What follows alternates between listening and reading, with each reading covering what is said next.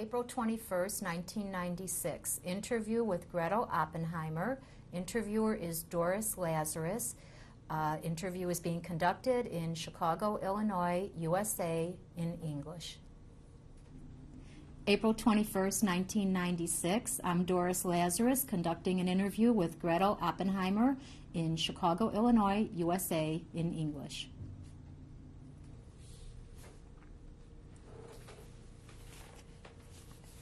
Please tell us your full name. My full name is Gretel Oppenheimer. Could you please spell your last name? Oppenheimer. Only thing I had against my husband. He was wonderful. But did he have to have such a long name? And what was your maiden name? Levi, L-E-V-I. And when you were growing up, were you known as Gretel, or were you called by any other name? Well, my father always called me Gretel. Mother, of course, didn't. She was very correct. What is your date of birth? April 25th, 1908. So I'll be an old lady, only I don't feel like it. You'll be turning what age soon? 88. 88, thank you. And what is the city and the country that you were born in? I was born in Stuttgart, southern Germany, which is close to Switzerland. And the very good thing was that we learned to ski as we learned to walk, because otherwise we couldn't have gone to school in winter. So you skied to and from school? Yes. Mm-hmm. And what do you remember about the city of Stuttgart? Can you describe it? Well, it's a beautiful city, and it's in a valley, and then it goes into the mountains, and we lived up on the hill. And so it was up to school. I had to go way up the hill and down. Then I could ski, and in winter when there was snow, and ski home. And was Stuttgart considered to be a large city? It was the capital of the state. And did it offer culture? Very much, definitely so. Mm-hmm. In what ways? Well, we had an art institute, and we were known as the best opera in Germany. And in Berlin, they didn't like it, and they always debated if that was true, but that's what people said. So did you grow up in an apartment or in your own house? In our own, we had our own house. It was a big house. How many Well, rooms? I was born actually in a smaller place. And then after, during the First World War, after the war, Father built the house we then moved into. And that's the home that you grew up in? Yes. Mm-hmm. How many rooms were in this house? 18. And so your family had help to take care of this house? Yes. I mean, of course, we had our nurse stayed with us even when we didn't need her as a nurse, but she took care of our clothes in our rooms. And then we had a governess. So, and we didn't eat with our parents, actually, until the governess and the nurse were sure that our manners were so that we could eat with them. And we didn't eat with our parents when they were guests until we were about 14. What kind of a business was your father in? Father had a factory where he got the cotton from Egypt, and we made underwear, pure cotton underwear. And then, of course, once I bought stuff like blouses and things, then he added all that to it because it was cheaper to manufacture than me going out and buying it from the competition. And it was a successful business? Very successful. We had 500 women on sewing machines alone. So it was a big factory. What was your father's name? Carl Levy. L-E-V-I. L-E-V-I. And do you know if your father and his family had been in Germany for a couple generations? Over 400 years. And your mother, what was your mother's name? Rosenberger. And that was such a long name, just like I then got it into Oppenheimer. Did your mother work outside of the home? No, never. And she was what I then became to a spoiled brat. It sounds like she led a very prominent lifestyle. Yes. Mm-hmm. And your father, when he wasn't working, was he involved in any activities? Yes, he was very interested in the Jewish faith, and he was one of the top men of the Democratic Party of Southern Germany, and he was the president of the Jewish community. And we had a Torah, which unfortunately was destroyed in the Crystal Night, but which went back over 400 years. And that's one thing, that loss I've never gotten over. Because whenever they used the Torah and carried around the synagogue, you know, it was such pride that you felt, that was part of your history and who you were. So it got burned. So your family owned this Torah? Yes. But the synagogue used it? Yes, yes. And then it was lost? Mm-hmm. It was destroyed? Destroyed during the Crystal Night.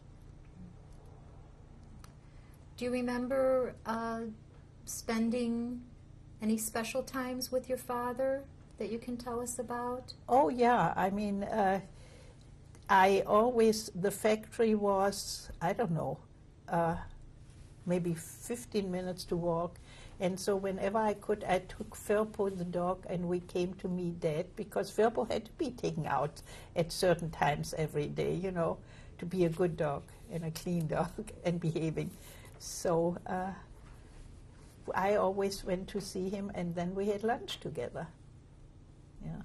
And how about your mother? Is there anything special that you remember about your relationship with her? Well, no, she was very correct, and actually I never behaved quite the way she would like me to behave, you know.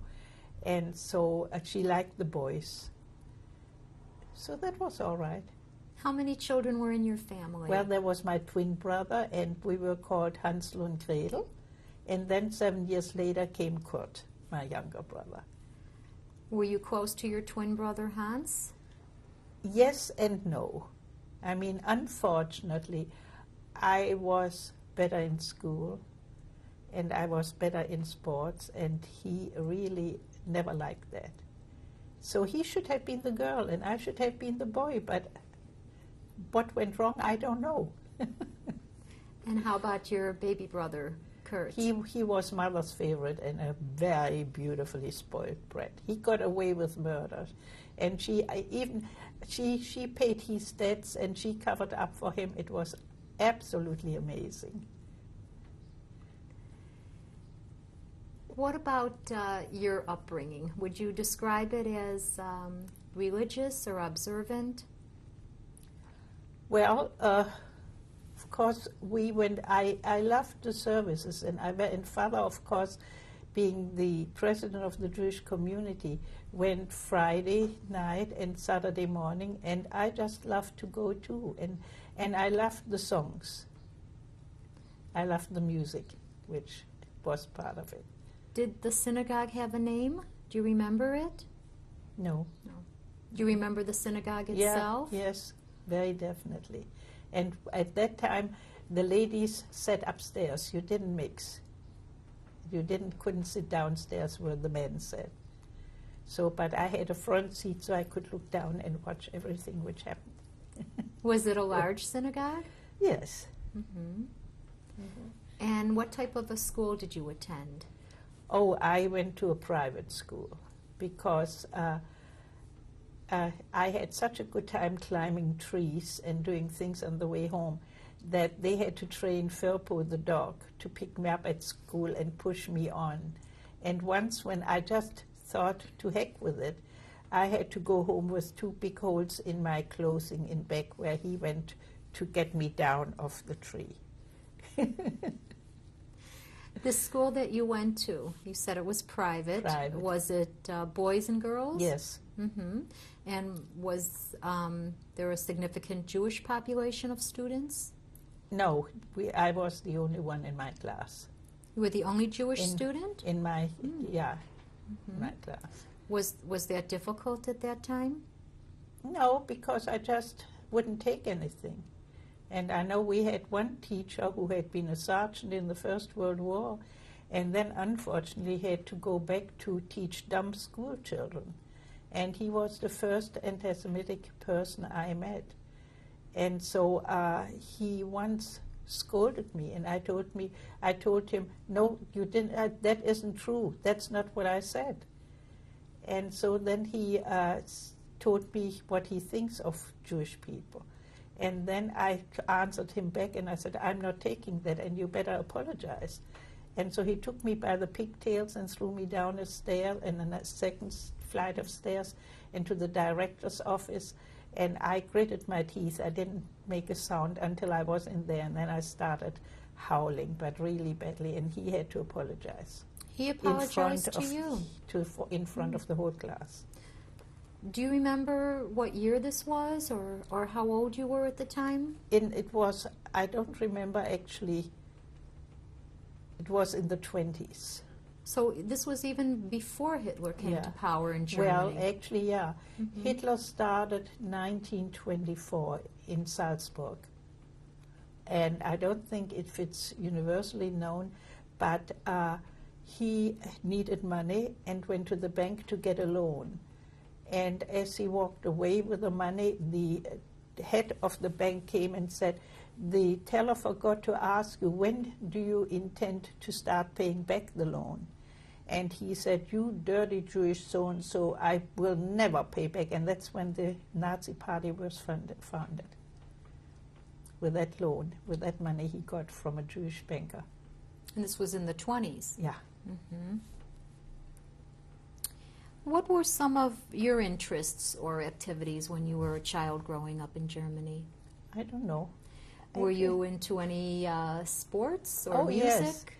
Yes, both. Both? Yeah, we were actually lucky that there was one train which went left in the morning and got to Milan at 6 in the evening. And so we stood in line to get free tickets to the La Scala, to the top, right on top.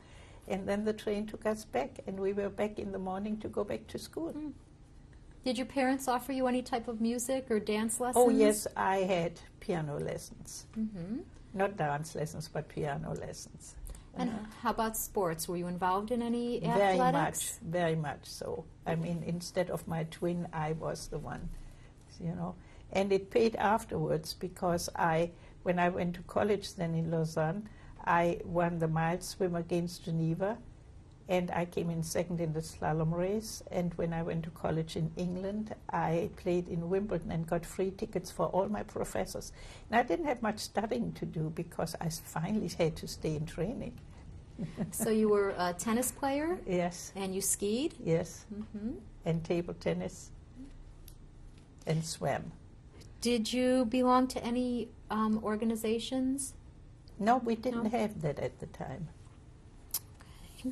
And you talked about attending synagogue with your father. Yes. Mm-hmm. Do you have any memories of celebrating holidays at home with your family? Yes, we did, very definitely. And we had Friday evening and Saturday morning. I mean, the Shabbos was always something special too.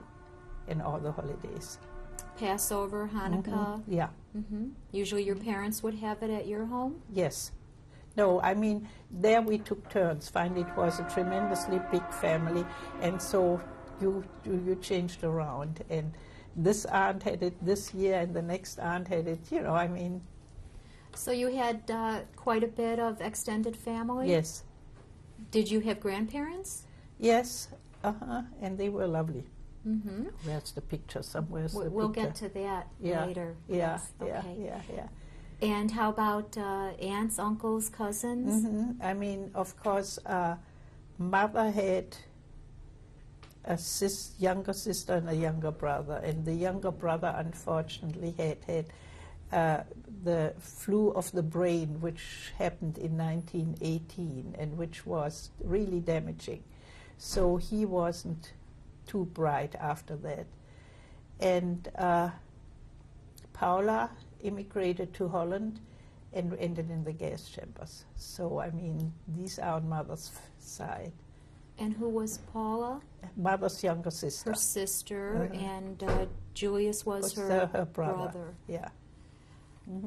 At the time that Hitler came into power in Germany, were you still a student, or had you finished your studies? No, I was still good. I mean, finally he started in 1924, actually. So you started out in a private school, and then where did you continue after that school? Well, I went to Lausanne, and then the Sorbonne, and then the University of London, and then Florence, Italy. So I had a very nice education. And what were you studying? Languages. I mean, I wanted to actually study mathematics. And father said, my only daughter a blue stocking? I should say not. That in Germany means you have your eyes in the books only and nowhere else.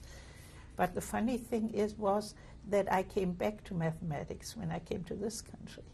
And how about languages? How many languages do you know? Oh, I originally spoke 7. But unfortunately, all the countries where my friends ended in gas chambers, I have a complete mental block and I can't speak the language, because I foremost think of these people who were killed just because they were Jewish, you know. So I can't speak Dutch, I can't speak Croatian. Absolutely impossible. The only sentence which I'll never forget is Imaš opet poderano čarapu, which is Croatian. You again have a run in your stocking. Do you remember 1933 Yes. in Germany? Yes. What happened when Hitler came into power? Well, father and all the other Democrats said, all right, so let him take power, he'll be out in 4 weeks. At the longest 6 weeks, and then he'll be out. And they all got the surprise of their lives. Did things change for you immediately? Well, no, we had that teacher who was anti-Semitic before, so I mean, there was, the only thing is that you couldn't compete in the sports anymore. You were out of all the, anything, and the same thing to go to concerts or to the opera and so on. They made it difficult once you were Jewish. So there were certain restrictions. Yeah. What does that mean? That you couldn't attend the theater anymore? Yeah. Because you were Jewish? I mean, and father was so well known that I was just as well known because being his, and so they knew me just by sight, you know. And you were restricted from doing theaters or movies? Yes. How about restaurants? Certain restaurants we couldn't go either anymore. It went all the way through. And was your father's business affected? Yes, it ultimately was taken away.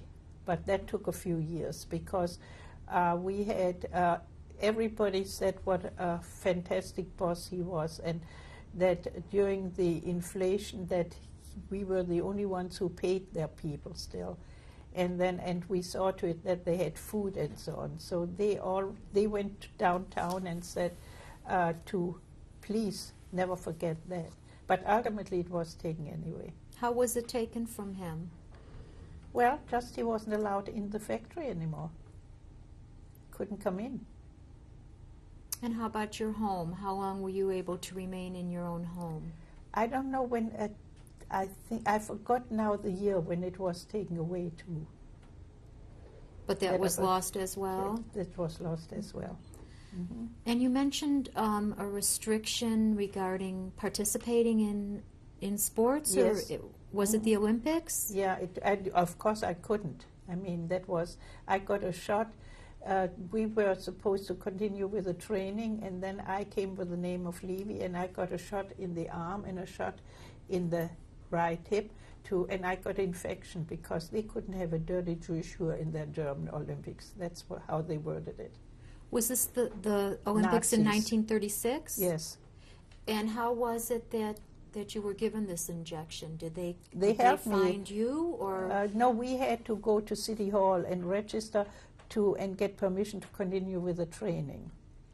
So when you went to register, this was done to you? Yes, yes. And then I got the shots, and then one young man was told, and now kick her out.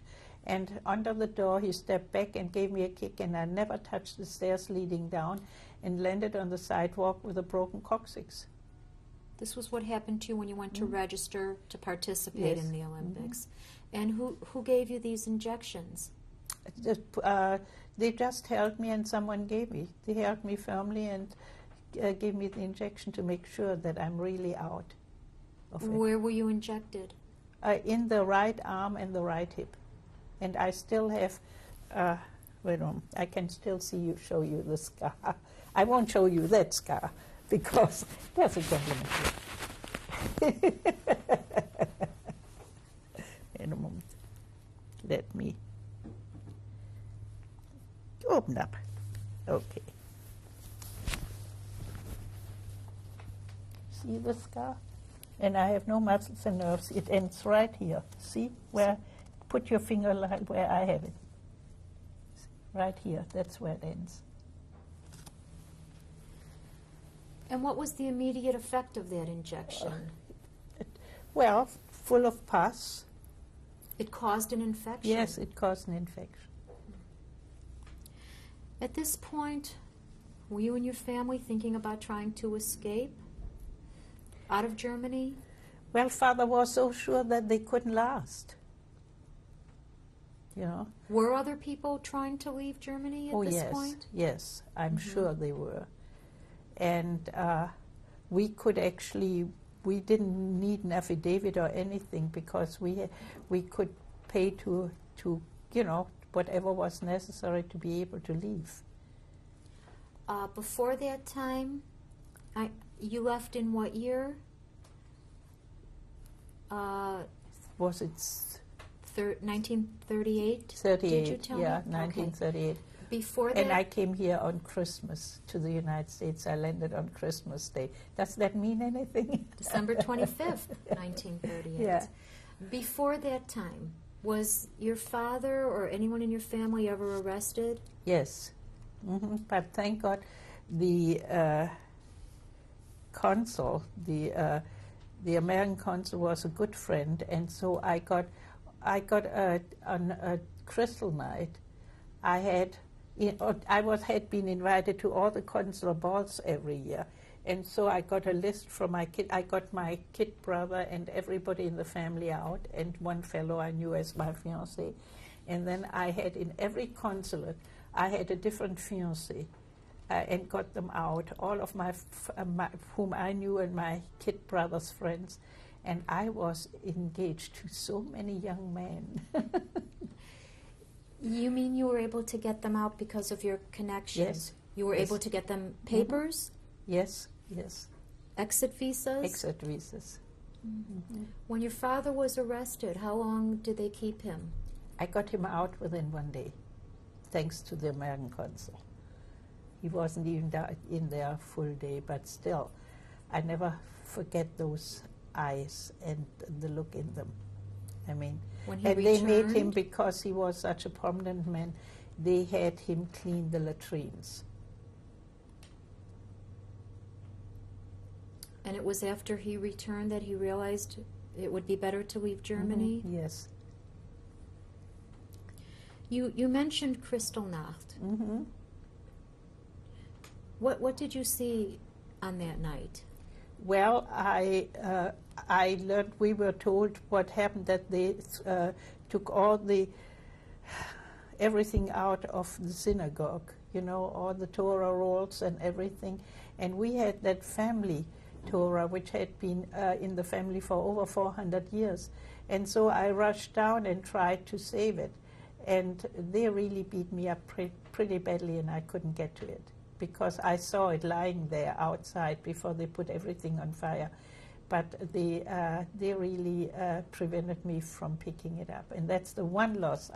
That family Torah, and when it had been used on Friday night or Saturday morning or holidays, it was such pride that you felt that was yours and part of you and what you believed in. So it got burnt. And when you went to try to rescue it, who stopped you? The Nazis. And what did they do to you? Well, they held me back and then they threw me down. And they twisted my arm. So they were burning Torahs? What yeah. else were they burning? Whatever they could take out, even the inside, they put on fire of the synagogue. So they burned the actual synagogue as well. Yeah. Did you see any other violence towards any of the other Jewish people? Well, you know, actually I block it out, and I don't want to go into it. I blocked it completely out in order to survive. And just being grateful that there's a United States of America. Deeply grateful. It was a terrifying night. Yeah. And we had been living there over 400 years, and Dad had been an officer in the First World War. Didn't help. And that the people from our factory told them how wonderful he was. Didn't help. So Kristallnacht was in November of 1938, and you said that you arrived in the U.S. December of 1938. Did you come alone? No, I came with my younger brother. And then I got my parents out. How long afterwards were you able That to get your parents? I can't remember. I mean, there are so many things which I try to block out, and so don't have me go back into it. When you left the country, were you allowed to take any of your possessions? No. I think I came here, I could take only $100, and that's what I arrived here in the United States with, which was, you know, a lot of money at the time. And how about your parents? Were they able to bring anything out with them? No, but then I was very happy to be able to take care of them. And of course, both my brothers felt that Father had spoiled me so much during all my life that now I could pay them back and take care. So I took care of them. How was their adjustment here to life in the Well, U.S.? Mother had a very hard time, but Dad, he said, he wasn't here long, and he said, Gretel, how do you translate Selbsthilfe? I said, self-help. So, and I worked at Michael Reese Hospital in pathology, by the way, because I had Latin in school, you know, so that helped. And the self-help was founded.